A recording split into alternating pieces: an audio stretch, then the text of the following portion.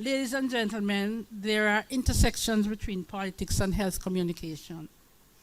Based on the evidence, health communication, which we call behavior change communication campaigns that are theory-based, meticulously designed, and comprehensive in scope, can overcome the challenge of political obstruction.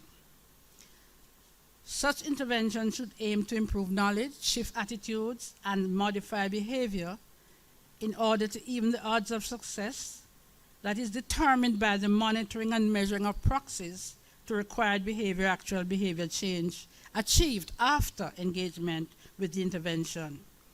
The tipping point may be achieved long after the intervention has ended. I could end there. Fini. Thought done. However, even Prof. Aggrey, Brown, master of brevity with substance, would recognize that I need to say much more. So I will address the topic, the politics of health communication, by the weaving of nuggets from my journey through a PhD process here at UWI, in which Professor Aggrey was my very active second reader. I will share with you the ways in which our interaction shaped my intellectual stance toward the integration of health communication theory into practice. I know that attitudes shift and behaviors change, but I'm weary about claims of miraculous conversion, and I'm incremental and restrained in making claims of success. I came to know Professor Aggrey Brown like many CARIMAC graduates who attended this school during the time when Prof. Brown served as director. I was his student twice over. He engraved in my brain the most efficient yet profound definition of communication. And I'm going to ask all graduates of CARIMAC to share, speak loudly about this definition that Professor Brown shared with us. Could you please? The transfer of meaning between intelligences. All of us learned that definition.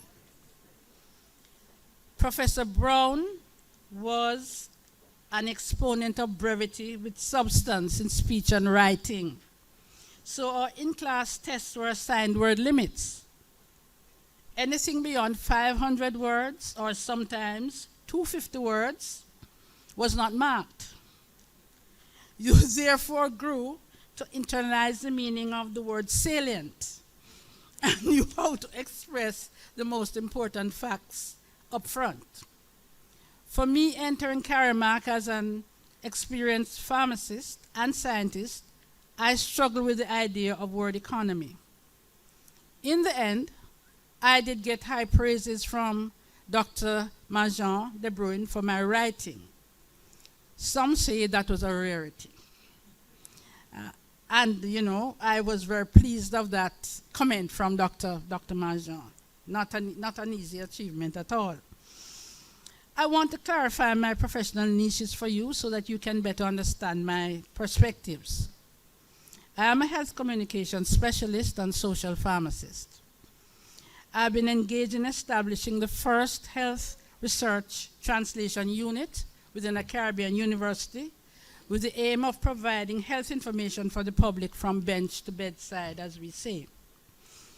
I have worked in the area of substance abuse treatment and prevention. Recently, we completed Project Livity, Jamaica's first national food consumption study, in an effort to understand the eating patterns of our people. I was part of the writing and implementation team of FIWI Jamaica that focused on combating spousal abuse, reducing violence against women, supporting programs organized by LGBT people, and the human trafficking initiatives of the security forces. At the end of FIWI Jamaica, a tolerance index was generated. Now, as a member of the International Advisory Group of None in 3, I give advice to the project managers and researchers from time to time. None in 3 is an international multi-centered project with headquarters at Huddersfield University, England, and local offices at UTech Jamaica. None in 3 focuses on research in the area of violence against women and girls, with the purpose of developing serious games to combat this problem. Importantly, I am assigned to Youth at Jamaica to its medical, cannabis, and herbal enterprise to increase the university's involvement in the research and business opportunities that this emerging area offers. My relevance, I think, to this wide breadth of activities is made possible by competencies gained through excellent grounding in a science-based health profession and superlative training in the field of communication. To those of us who were Aggrey Brown's undergraduate students, we know how much he encouraged iconoclastic thinking. He introduced us to the topic of semiotics and gave us practical examples of the extent to which our identification of items, acceptance of behaviors, and interpretation of events are culturally bound. He warned us about biases and the danger of overestimating our importance. We knew that Professor Brown celebrated the work of Stuart Hall. Intellectually, they were kindred spirits. Stuart Hall, the Jamaican-born British critical theorist, posited that culture is defined as a space of interpretative struggle and that the media not only reflects reality but also produces it while reproducing the dominant cultural order. According to Hall, the role of culture in the construction of meaning is primary because it implies sharing conceptual maps and systems classification and representations. This understanding would assume greater importance later when I undertook the odyssey of writing a dissertation here at CARIMAC with Professor Aggrey Brown as my second reader. These lessons shaped my approach to the preparation of health communication campaigns and interpretation of their outcomes. Ladies and gentlemen, I'm not complaining about my PhD experience. I look back today and will live the triumphs and tribulations of that time. It was a period of my most profound intellectual enlightenment. I had the best of both worlds in my supervisor and second reader. My supervisor, Dr. Shahid Mohammed, was excellent. He possessed deep knowledge about health communication theories and their value in constructing the foundations of health communication behavior change campaigns that could aid evaluation. He was a master at identifying these theories that best link variables together in order to explain and predict events or situations. I hope that I have developed half of his ability to do so.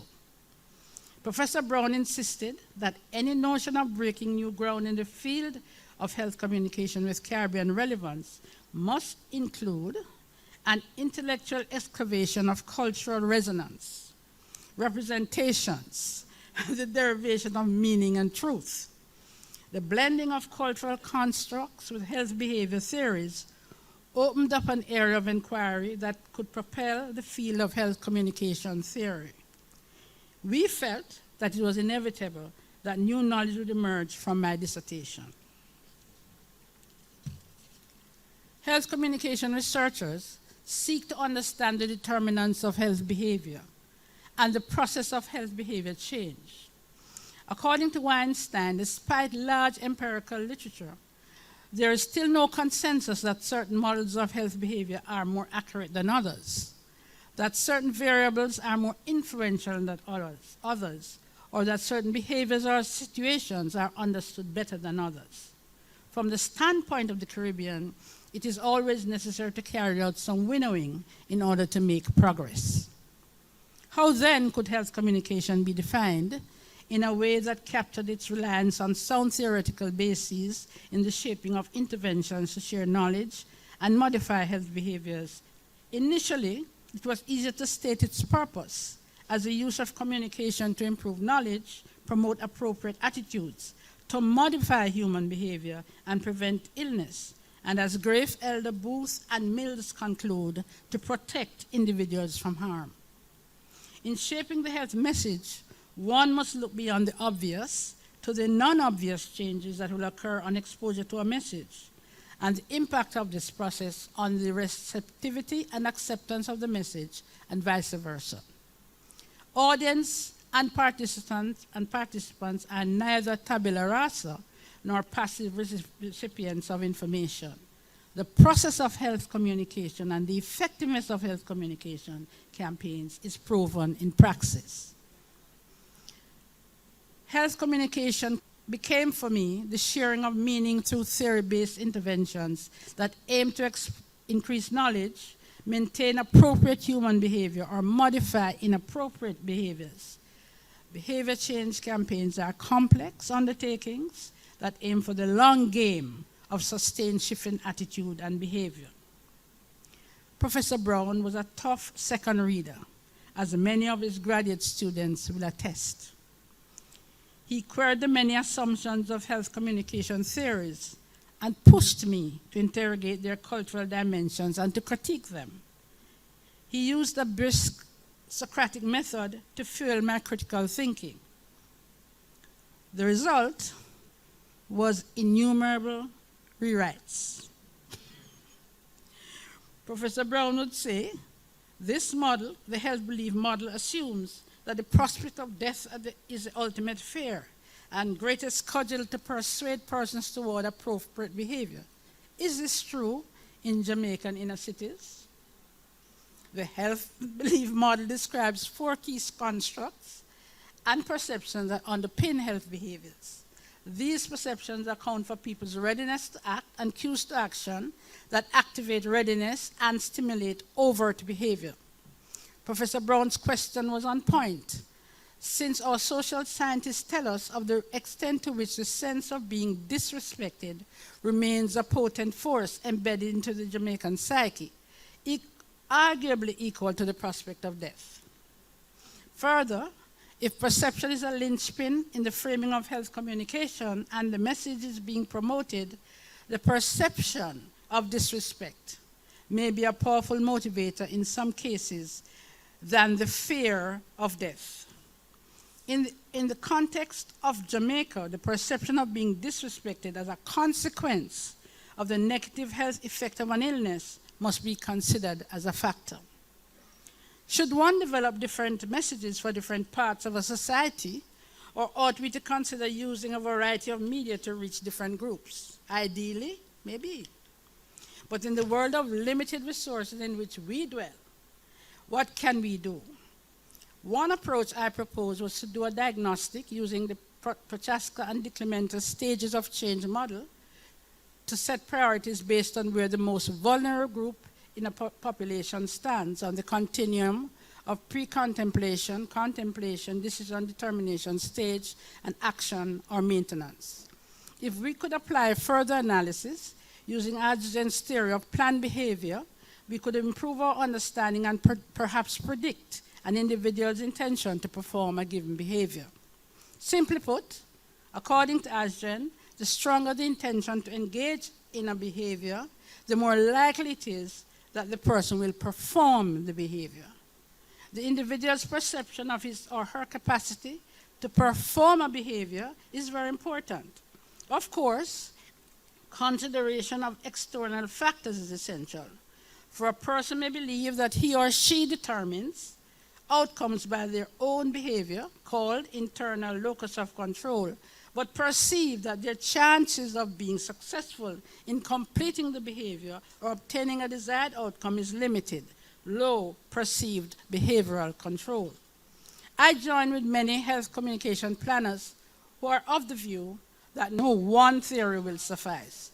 So many times I have mixed several theories in planning a campaign, such as the Prochaska and DiClemente stages of change and Aggrey's theory of planned behavior, in determining campaign priorities.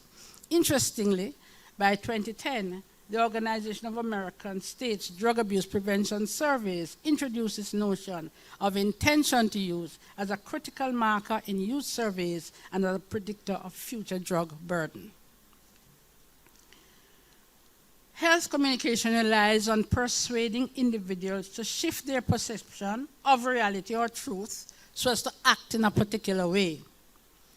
I had to consider the power of communication to create shared meaning through knowledge that assumes the authority of truth. According to Foucault, knowledge linked to power not only assumes the authority of truth, but has the power to make itself true. A major barrier to behavior change is deeply held beliefs that have attained the status and the power of knowledge within a crucible that is historically and culturally bound. As we say, belief kills and belief cures. As I neared the end of my dissertation, Professor Brown asked from left field, what about the influence of politics on health communication? Another rewrite. He stated, this field of health communication is a contested space. Using Howard Lassalle's definition of politics as politics about who gets what, when, and how, we get a sense of the pervasive nature of politics and the power that it can unleash. I understand the extent to which partisan politics in small societies like ours could affect the outcome of health communication change campaigns. In many ways, the support of the Minister of Health, Member of Parliament, or community done can make all the difference. Sometimes we Jamaicans say politics at work. There are many types of politics that carry different types of power. In the recognition of this, I learned to implant contingencies to massage or mitigate power plays in every health communication campaign. Political power expressed as office politics, professional politics, campus politics, partisan politics, ministerial politics, bureaucratic politics, and global politics, or any other form. I have seen power directed to the overriding of evidence. For many years, surveys had shown the danger of tobacco smoking, and science had proved the destructive nature of tobacco on the human body. Yet, health promoters could not get the necessary legislation passed to control the sale of tobacco. Big tobacco did not yield easily. It took the power of the Minister of Health, Dr. Fenton Ferguson, who was convinced by the evidence to take the bull by the horns and usher in tobacco control legislation into Jamaica. Geopolitics is rife in the field of medical cannabis. Powerful nations are playing chess while we are playing tiddlywinks, I like to say. The advancement of the science behind cannabis is moving rapidly. For its size, Jamaica has a scientific community that can operate at the high value end of this $150 billion per annum industry. However, we are being weighed down by a local and global perception that Jamaica is only a weed smoker's paradise. There are people who benefit from this type of branding. Investors are coming by the droves to buy Jamaican cannabis for export to other countries where the high levels of value are to be generated. It is time to plan to combat this perception through a coalition of academics, clinicians, cultivators, and patients. The power of an expert to challenge assertions about the relationship of sugary drinks and diabetes, Barbara, I had to get this in, recently commanded our attention. A sugary drink reduction campaign was ambling along quite peacefully. Out of nowhere, it comes up against a public correction voiced by Professor Morrison, a world-leading diabetologist and Jamaica's Director General of Science and Technology. According to Professor Morrison, sugar drinks are a possible risk factor for diabetes, not necessarily a cause. He said, the science behind the issue must be accurately represented and construed. No leeway for misinformation allowing misinterpretation. I think the sugar drinks kerfuffle brought great attention to the campaign. After all, conflict is a reliable news value. The sugar drink billboards in our state can cause, and not the more powerful will cause. I'm not sure of the impact of this storm in a teacup on the persuasive strength of the campaign. That is for another time. In the execution of a behavior change project named UTech Cares, planned to change the norm of irrational hostility toward gay people in a Jamaican university, project leaders faced the wrath of the powerful religious lobby groups versus advocates for the rights of the LGBT people. The incident that sparked the mob violence was frightening to behold as it went viral on social media. We were clear that our response would not solve the national problem that resulted in intermittent reports of mob violence in Jamaica. Our intervention was based primarily on the diffusion of innovation theory, with use of first adopters as important influences to convey important messages, or appropriate messages. During the implementation phase, we were affected by shifting sentiments. The Professor Brendan Bain incident put a dent in our progress. We carried the intervention to conclusion and are encouraged that since 2012, UTech Jamaica has not witnessed mob violence on its campus. There have been no beatings of alleged gay people, and there is heightened consciousness of the need to care for the mental health of all our students. 5 years later, it appears that our campaign has been effective. My current PhD candidate is doing his dissertation on the lived experiences of LGBT students at UTech Jamaica and says that he was inspired to do so by the incident at UTech on November 1, 2012. His findings will give us some indication as to whether we have made any progress in addressing the fear, vulnerability, and insecurity that our LGBT students addressed in the focus groups at the time. UTech Jamaica has many retentions of UTech Care's intervention that was used to cauterize what we call the troubles, including a diversity policy. I recall Professor Aggrey unique way of motivating his students. Ellen, you're about to finish the marathon. Or, Ellen, have you fired me? Or, Ellen, you need a swift kick in the butt. Get it done. I recall that at the end of my PhD odyssey, Dr. Shahid was satisfied that I had given the dissertation all I had. Prof. Aggrey was a different story. He said dryly, Ellen, you have completed the marathon, now to the defense. I suppose if I could tell Professor Brown today that I hold 2 copyrights and have developed several behavior change programs across the Caribbean, he would say calmly, I expected nothing less. I take away lessons from my many experiences.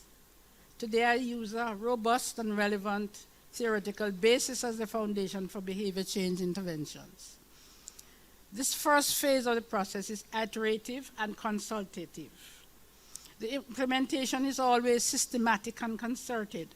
The plan often displayed as a map or a grid that shows the interconnectedness of the concepts and the timing of each factor. I use a type of pest analysis to configure associated variables and possible responses to them. And yet, with all of this attention to detail, it is extremely difficult to predict the tipping point. Indeed, as Malcolm Gladwell suggests, the tipping point may come after the campaign is over. In this regard, I recall the 2 is too many, 2 is better than too many campaign. Remember the days of Panther and Pearl? This campaign brought our total fertility rate down from 4.1 in the 1970s to about 2 in 2017. This is a real palpable mark of success. The original campaign was a combination of messages, training, and community-based engagement. I know that the community-based aspect of the program came to an end a long time ago. And then we saw the introduction of what Donna Hope and Professor Brown would call technology, the morning after pill. This intervention is now a remedy of choice that has surpassed the use of regular family planning pills. It is worthy to note that people who need emergency contraceptives are not people who use condoms. People who engage in unprotected sex are more vulnerable to sexually transmitted diseases. At the intersection of family planning and HIV prevention, 2 important messages have collided. And the one that is promoting the use of emergency contraceptives based on the report of sales from the field is winning. It is clear that some deliberation and recalibration of the current version of Jamaica's family planning campaign is needed at this time. Like the family campaign of the 1990s, behavior change programs can take a long time to achieve their goals. This can irk policymakers who are usually on a short political timeline. Wise behavior change planners are pragmatists. They give allowance for political timelines and push the important, sensational, and eye-catching elements up front. However, the excitement that a campaign generates should never be its goal. Generating excitement is wonderful for engaging an audience and is therefore an important stage. This has to be managed to avoid the bastardization of a campaign. Bandura speaks in his social learning theory of the need to continue the intervention through community networks after the media campaign has ended. Schuler posits that an effective mass media campaign can set the preconditions for change and disperse information. However, it is through observational learning, peer-to-peer influences, and positive reinforcements that we increase the chances that the behavior is adopted and repeated. This process of adoption is not linear, but circular, and often difficult to track. In the behavior change discipline, proxies are often used to measure success long after the excitement has ended. As a campaign cycles through its various phases, theorists argue as to whether attitude must change before behavior does. I have become ambivalent on that point, and I'm seeking to frame a theoretical landscape that accommodates behavior change before associated attitude shift. Having said all of that, I want to spend the remaining time to share some observations on 2 Jamaican campaigns. Of course, there are many other programs in progress. Some, like Jamaica Moves, are in the early excitement phase that must mature before one can comment on its effectiveness. I do not know the design of the program, but hope that it will help to slow the rise of obesity among our citizens.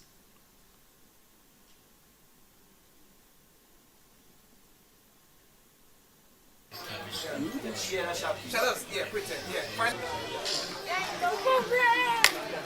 I'm a teenager, you know that? Ugly. One Panadol, one Panadol, one Panadol, one Panadol. Sir, one Panadol, one Panadol, one Panadol, one Panadol. Sure. Mosquito 1, mosquito 2, mosquito jump in a hot callaloo. Mosquito bite me, mosquito bite you. But me tell you what a mosquito bite can do. When you come here, we not hear what they done here. We not the flu, the measles, pneumonia. A diarrhea make pit in the belly run ya. But the first we are here, chicken gun ya, eat down ya. No know who bring it come ya. Well if a plane or a bus or a Honda. Some see a mosquito, nobody not sure. But he make a bag of young people a move all. A bag of young people a move all. He make a bag of young people a move all. A bag of young people a move all. He make a bag of young people a move all. You see them, you see bingy bare feet. How come today man a walk with stick? A ball theme back and a ball theme hip. One Panadol, quick boom. Me if you wanna if I Experience in 2014. Let me tell you something about chickpea. And I see the chickpea expert in the front here. Chickpea is transmitted to humans from the bite of infected female mosquitoes. And I'm doing some knowledge transfer now. The mosquito bites in the daytime. Some people miss that fact, you know. Which speaks in the morning and early afternoon. The mosquito, the Aedes aegypti, bites inside and outside.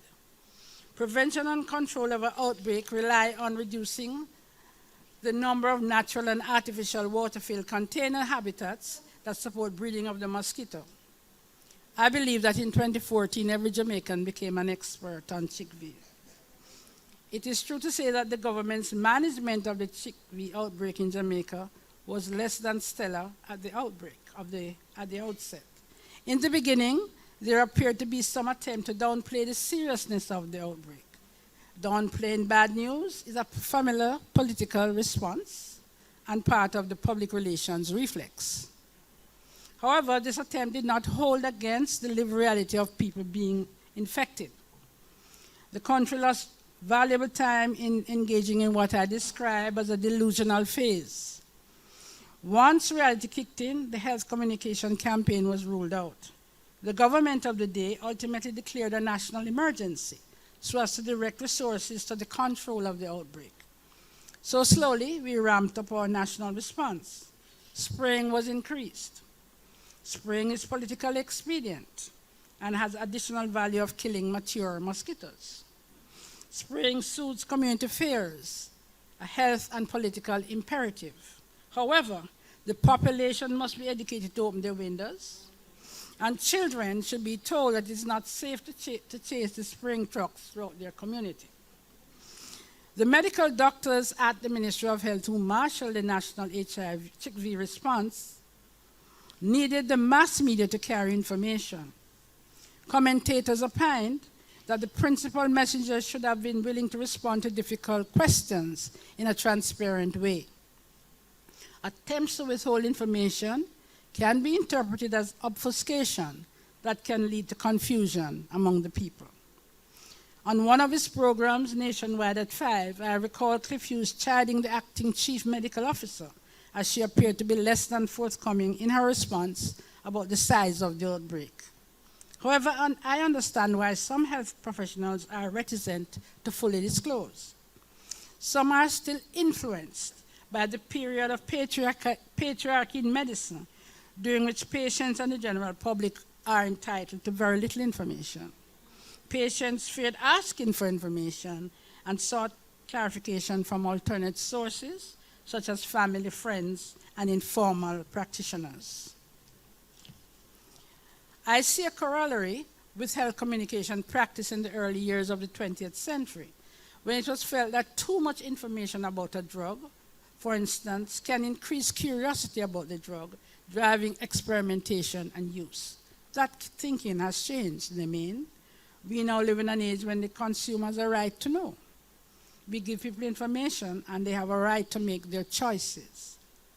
Today we are providing health information to more informed patients who may have studied up on the internet.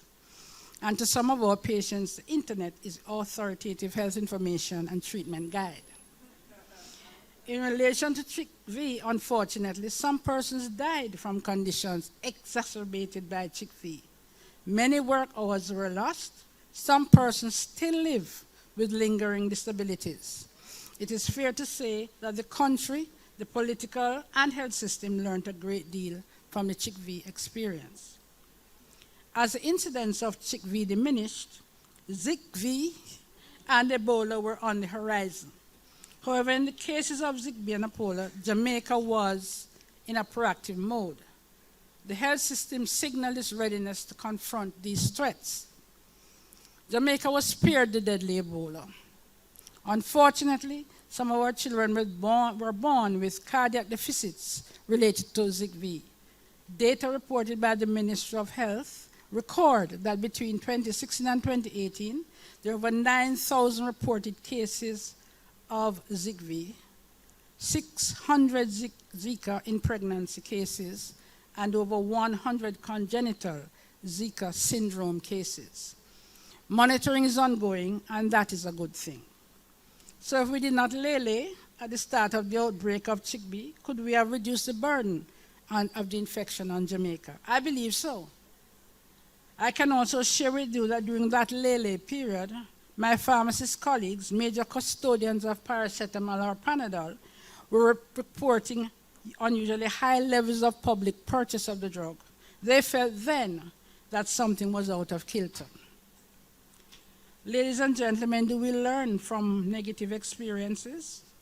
Maybe, although some health communication theorists tell us that focusing on positive outcomes is more effective than negative aspects. From CHIKV and other mosquito-borne illnesses, I believe could benefit greatly from an integrated response. I understand the difficulty of measuring impact of bundled prevention programs, but individual markers can be set. Sustained campaigns such as No Dirty Up Jamaica present a ready opportunity for including a mosquito eradication focus. I conclude with some thoughts on substance abuse prevention programs.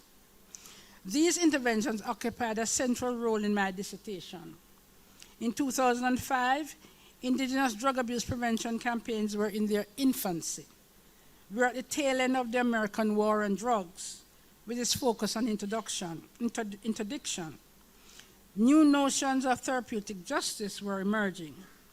We had a good foundation of data collection, including surveys to identify prevention needs. We benefited from the surveys done by pioneers in substance abuse research, including Rubin and Comitus, Carl Stone, Barry Chavans, and Ken Garfield Douglas, to name a few.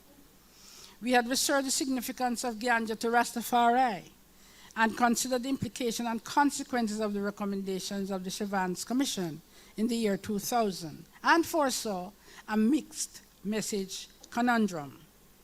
We had the opportunity to develop a new generation of indigenous health communication programs for Jamaica and the Caribbean.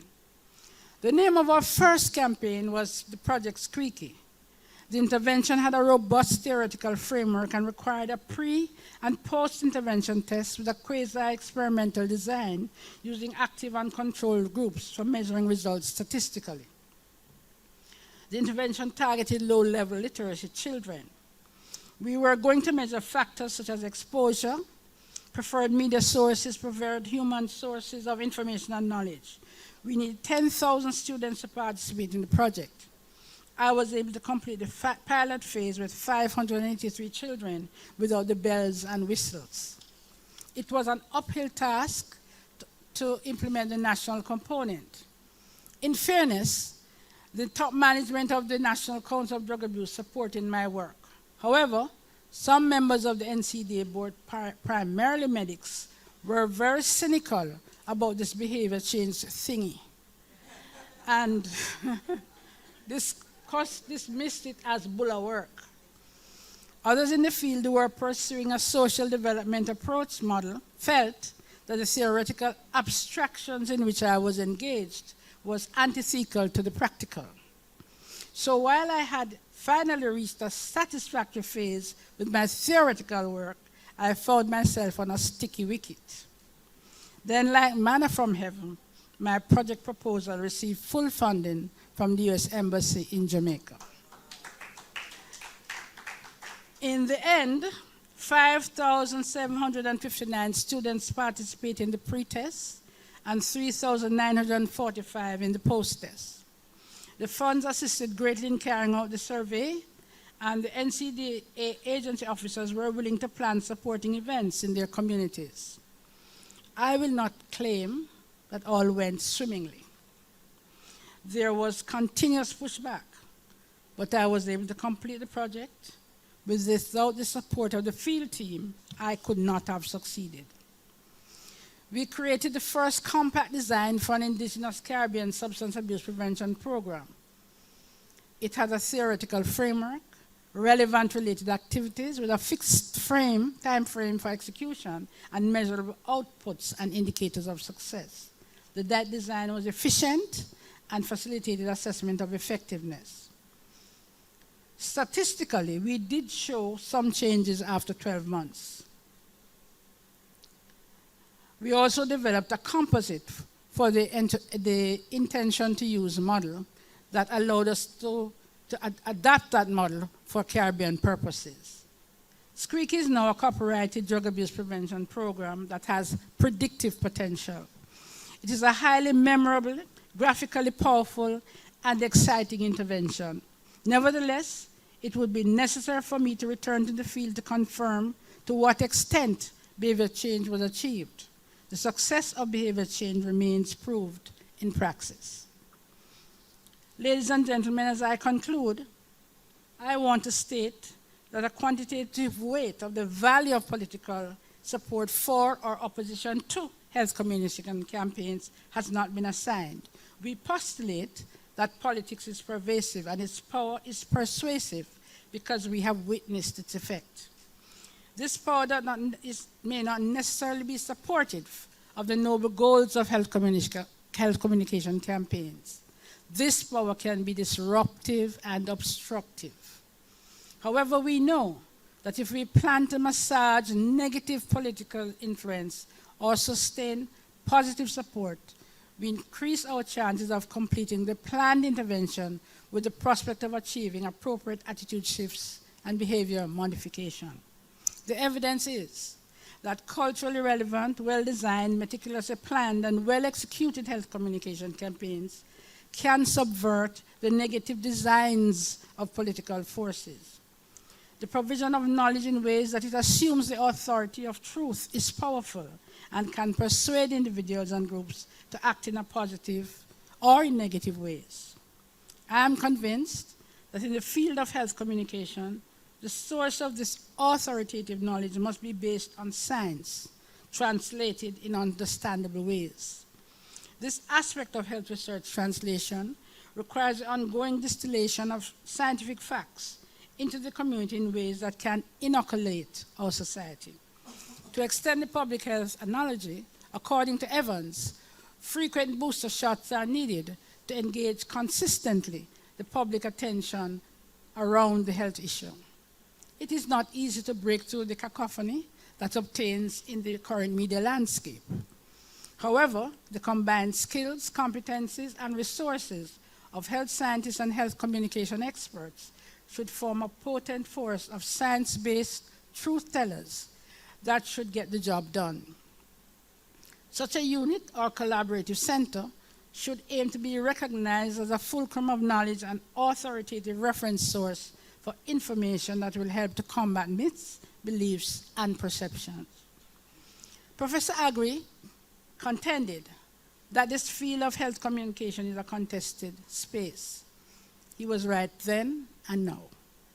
For whatever their origins, there are ingrained concepts that have assumed the authority of truth in the minds of individuals and ethos of communities. Nevertheless, relevant theories, smart and pragmatic health communication planning, and relentless program execution can even the odds of message penetration. Finally, a society armed with knowledge that has assumed the authority of truth can overcome the hurdle of negative political interference. Ladies and gentlemen, I thank you for your attention.